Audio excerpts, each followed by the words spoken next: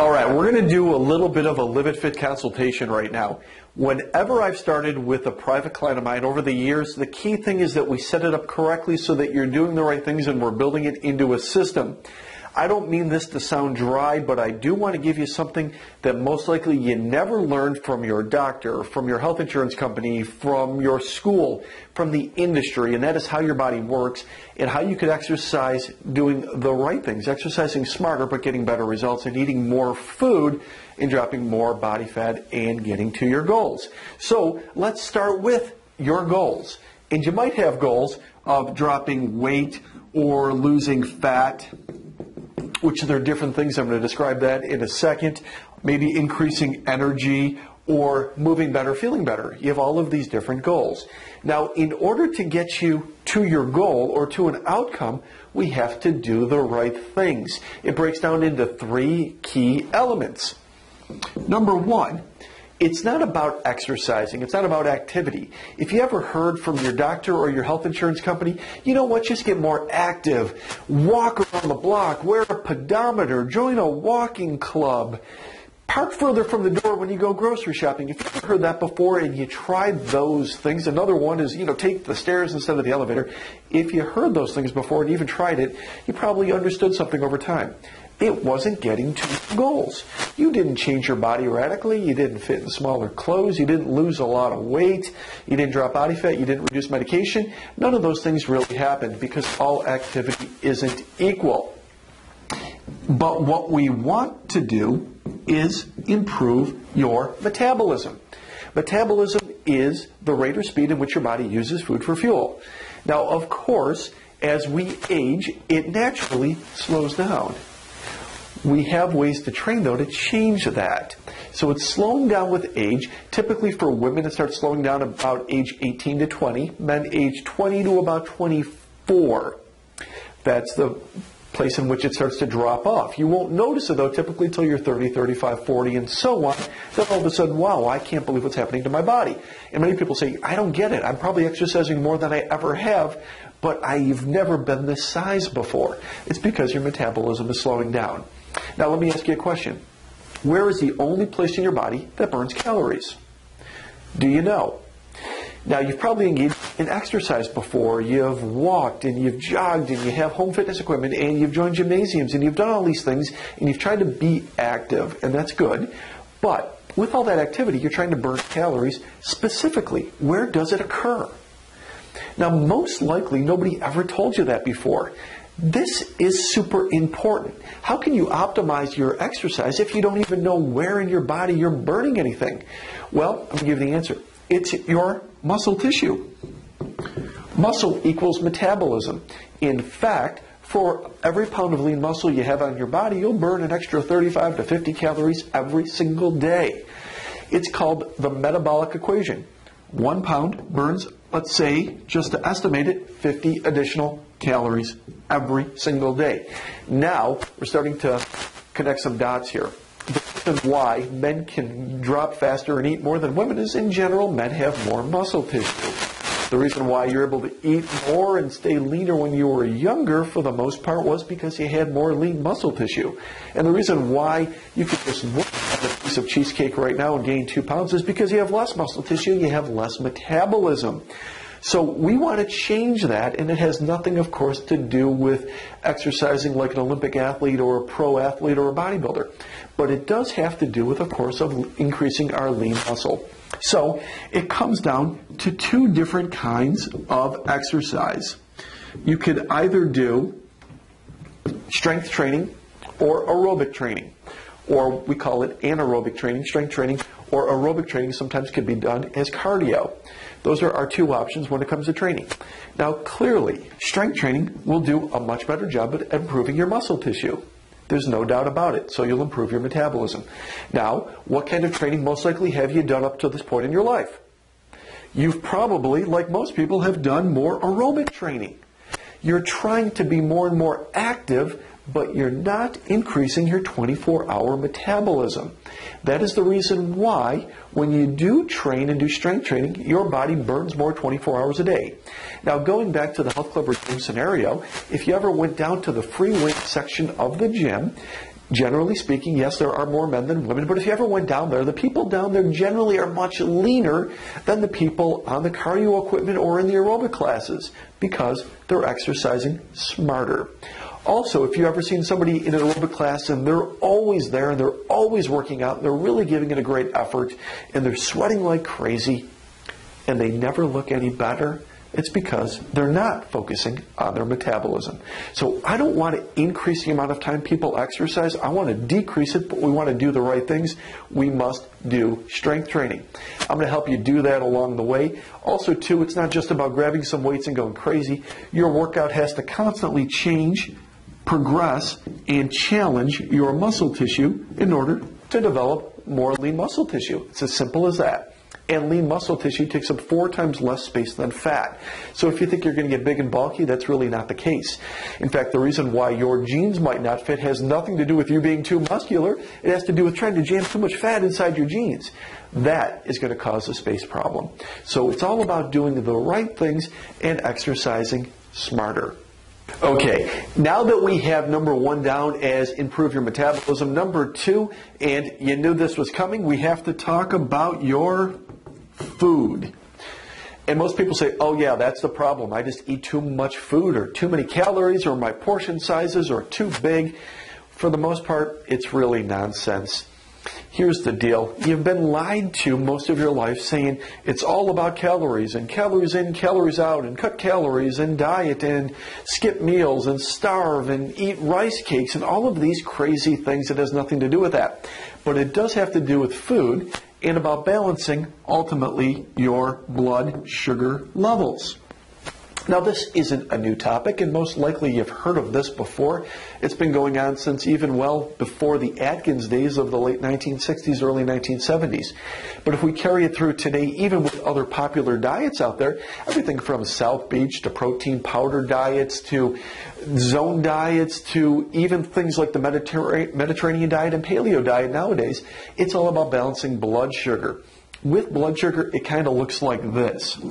And I'm going to try to make this as exciting as possible. This isn't meant to be done in a research way, but regarding your food and your body operates on glucose or blood sugar. What we want to do throughout the day is to keep it nice and level so it never goes too high or too low. If your blood sugar levels fluctuate too much throughout the day and go way up and way down, Houston, we have a problem. The problem is when your blood sugars go high, your body's under attack. When concentrations of sugar get high, and this is a blood vessel, if these little dots, which are sugar molecules, start accumulating inside the blood vessel, the problem is sugar starts destroying the lining of the vessel wall. That's why diabetics run the risk of having coronary artery disease, Alzheimer's, kidney problems, liver problems, vision problems, nerve problems.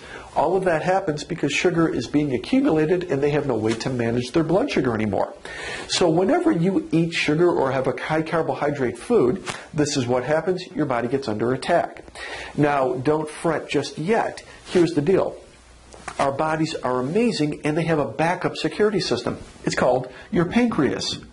The pancreas secretes a very important hormone called insulin, and the job of insulin is to remove the sugar. It takes it out of the vessel wall so that no further damage is happening. Now, here's the deal. That sugar just doesn't go into outer space. The sugar will be put into future storage or energy, also known as body fat. So the majority of the sugar will be transported and shuttled out and stored as fat. So that's how it can accumulate over time. So right now, if your body fat is high or you just don't have the body or the composition that you want, generally speaking, it's because of 2 of these things. You don't have the metabolism that you need, and number 2, your blood sugar is fluctuating too much. Your body's protecting yourself, or we'd all be dead by now, and the majority of that sugar is being stored as fat.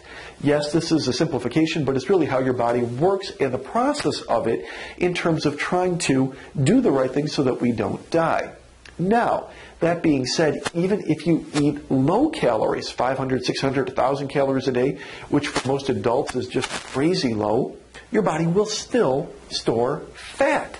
So if you've ever gone on low-calorie diets and after all the initial water weight was lost, you notice, boy, my body still isn't changing and I don't like the composition and I still feel like I have too much wiggle and too much fat and too much muffin top. That's the reason why, because your body is still storing it as fat.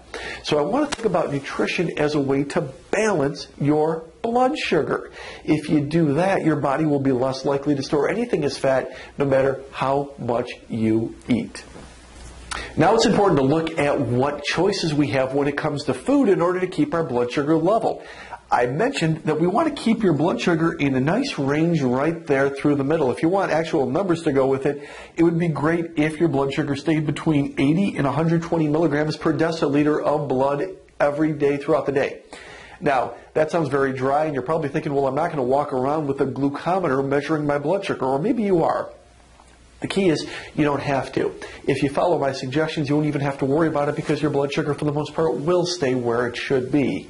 Now, regarding food, here's the deal. You only have 3 choices of foods. You probably think, oh no, that's crazy, Derek. I have thousands of choices. True, but it all breaks down into 3 macronutrient groups. You can either eat protein, fats, or carbs. That's pretty much it. You have 3 macronutrient groups. Of those 3, 2 are essential or you die. The 2 are protein and fat. Protein actually comes from the Greek word meaning first importance because it rebuilds and repairs your muscle tissue, your metabolism, and your DNA. If it's not repaired adequately, you die. Fats. For a long time, people thought fats were the enemy. They thought eating fats were too high in calories, they would make you fat. Other people said, no, eating fats would clog your arteries, lead to heart disease and stroke. Actually, none of it is true. Fat is essential, and if you don't eat it, you can't protect your cell wall, and you probably have 10 trillion cells in your body, or you can't produce hormones, things like insulin. They can't be optimized without fats. Now, all fats are not equal. I'm going to recommend along the way here we have a heck of a lot more unsaturated fats than saturated fats. We'll break that down a little bit later. But there is different qualities of fats, but the key message is we want to make sure that we're eating fat. That is the whole premise behind the different Mediterranean diets. They're higher fat diets, and it's very beneficial, it is very healthy, and you also can lose a heck of a lot of weight and body fat doing so as well.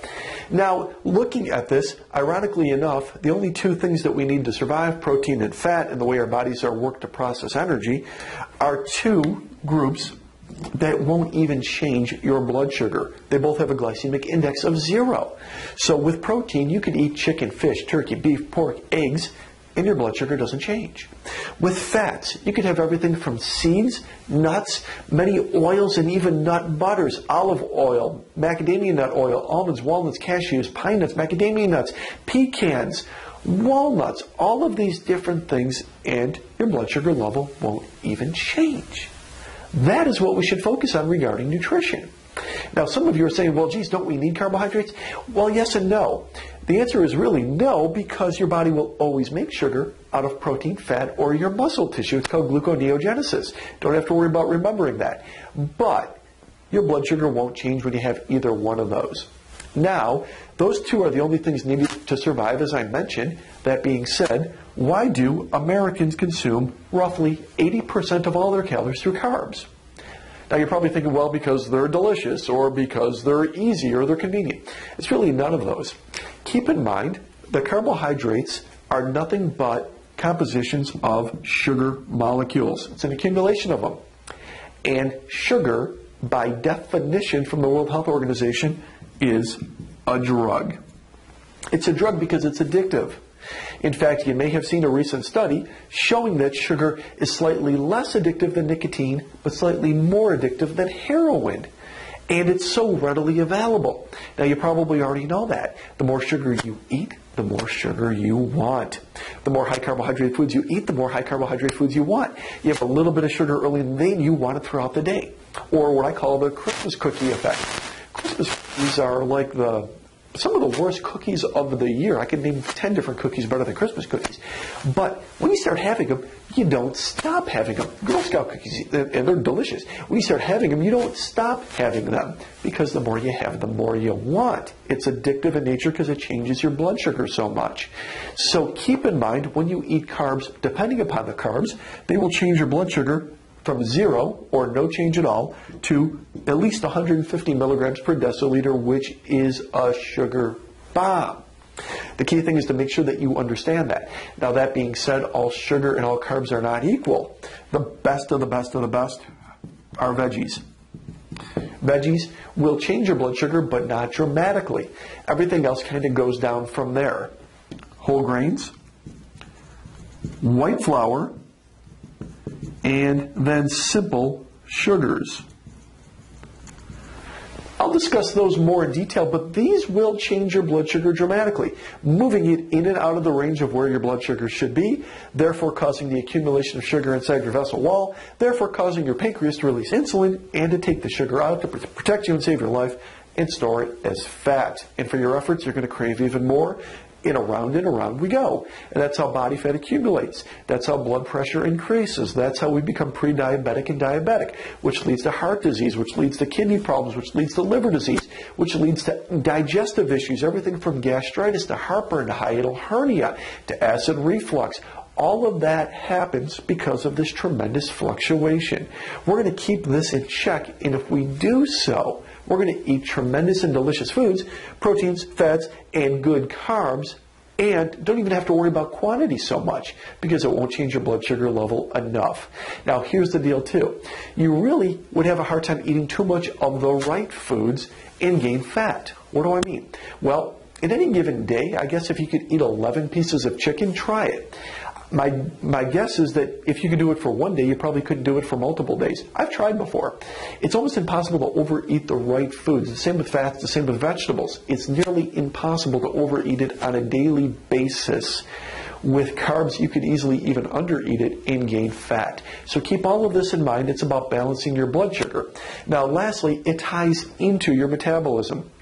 In order to keep your blood sugar level nice and stable, and to even have some sugar in your bloodstream and not have it be stored as fat, all we have to do is work our metabolism and work our lean muscle tissue roughly 3 times per week, and a lot of this sugar will go into your muscle tissue as opposed to being stored as fat. That's another reason why we should be doing our strength training. We want to take the sugar out of our vessel wall, put it in the glycogen stores of our muscle tissue. We're going to reduce our blood sugar level and then therefore reduce the amount of insulin release and therefore reduce the amount of fat that we accumulate. Number 1 and number 2 are tying together, and that's how we change our body. Okay, now that we are burning more 24 hours a day, now that we are balancing our blood sugar with the right food, the last part of this entire equation, number 3. Number 3 is we do need accountability. Accountability is super important in most things in life. Chances are, if you are in school or remember school, the teachers didn't say just show up when you want. They had attendance. They made sure you were there. You had to meet the minimum requirement. Then they gave you quizzes and tests and exams and papers and projects, all designed to see how you are doing. The worst thing in the world is you go through an entire school year, get to the end of the year and fail and have to repeat it. Well, that's what happens all the time. People join gymnasiums, they join health clubs, they buy a lot of home fitness equipment, and what happens is at the end of the year, they're in no better shape and oftentimes worse shape than they were, and they have to repeat the entire year with no progress. That is the most frustrating and tragic thing I could think of. So we need some form of accountability. The same with your work life too. I would bet if you work a job, whether you evaluate other people or you're being evaluated, the policy of the corporation isn't, hey, just show up when you want and try to do some things and put in a good effort. I guarantee you somebody's evaluating you and measuring because they want to be successful. They want an outcome. Well, the same with your body. So my job is to keep you accountable. I'm going to keep sending you different messages. I'm going to keep asking to activate your workouts. I'm going to keep asking you to look at your nutrition and to learn more. Ultimately, with iGym2, we are there for you. We're also going to provide coaching for you if you want it. Now, this is an option and something I couldn't could more strongly tell you to take advantage of is a coaching option for somebody to help you along the way. If nothing else, to bounce ideas off of, to look at different foods, to talk about different workouts, to talk about different schedules, how you should be going about things, setting things up. It's designed to give you the accountability to get you in great shape. I mentioned this before. You could totally train in your house, at your apartment, at home. It could be done in a health club, at a gymnasium. Doesn't really matter. We have to give you the right tools that you need to succeed. Accountability is a huge part of it. But now when you're doing, number one, burning more 24 hours a day. Number two, eating the right foods and keeping your blood sugar level stable. Number three, being accountable to a third party so that you're consistent with all of it. Great things happen. That is how you lose weight, drop body fat, reduce medications, improve the quality of your life, and ultimately move better and feel better. Once again, we're here for you. I want you to reach out to us. Let us help you ultimately improve the quality of your life. I'm Dr. Derek Alessi, asking you to make the most of your life and live it fit.